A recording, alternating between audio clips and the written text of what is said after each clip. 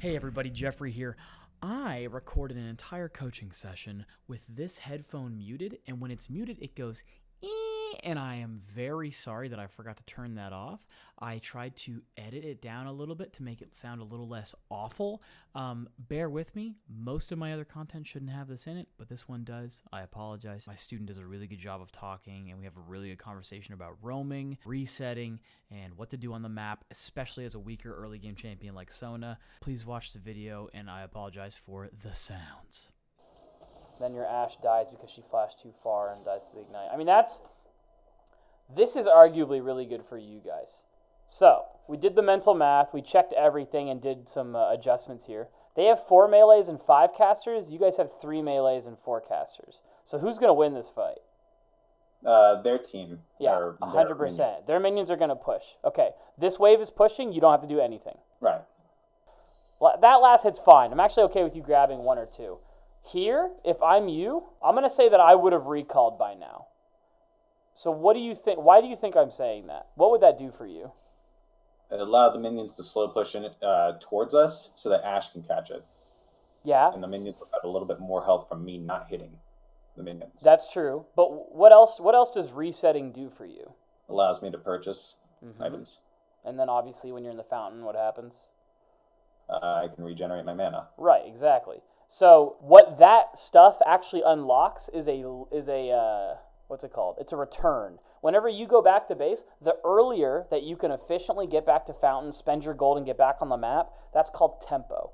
That's an advantage, a tempo advantage. There's actually a funny concept. I don't know. I find it funny. Right now, Ashe and Neela both have death tempo. What happens is people like y'all, Lux and you, are now stuck in lane. So now you don't have none of your gold is effective stats. You're completely low on resources. I mean, you do have health, but what's Sona without mana? Lux can say the same thing. You guys really need to buy. And so if Ashe and Neela come back here, you guys will be the weakest ones in lane instead of them because they got to buy because they have death tempo. They're back on the map pressuring with their gold effective in their armor. Let's add another layer on this.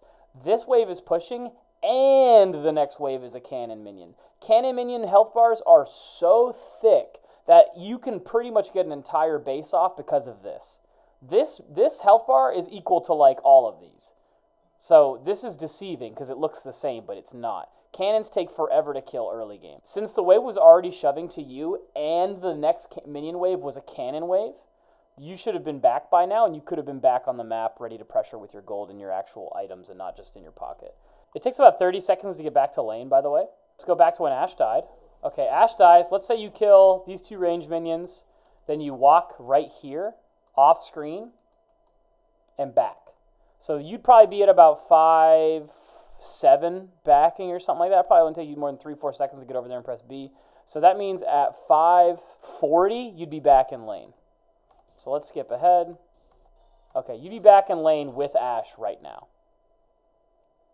And so this Lux would be sitting here with 0 health and mana, with no tempo, because she cannot pressure the map in this state. And you would have full mana, full health. You'd have tier boots and refillable potion and a pink ward or something like that. You know what I'm saying? Does that make sense? Do you have any questions about that? No, I feel like that kind of just plays into part of my, as I stated earlier, I have like issues with roaming because part of it is like I don't know when to back properly. Yeah, and another thing actually is that remember how you would have been back here at 5:40? What you could have also done is taken a mid lane route like this. You see on the minimap where I'm drawing that?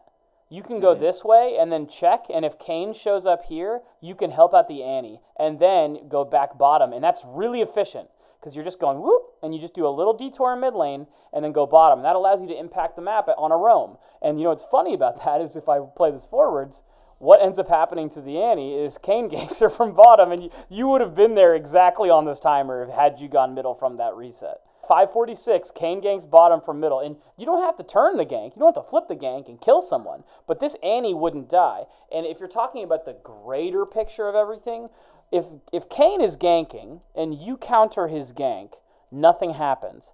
Meanwhile, Nocturne is completing a farm route from Raptors to Krugs, goes up 2 camps of experience and gold on the Kayn. Gets earlier access to 6 because he's only 5 right now, and what you've done is successfully stopped him from making any play. And so that's like, it's once again, It's just the little things that end up making like a huge difference.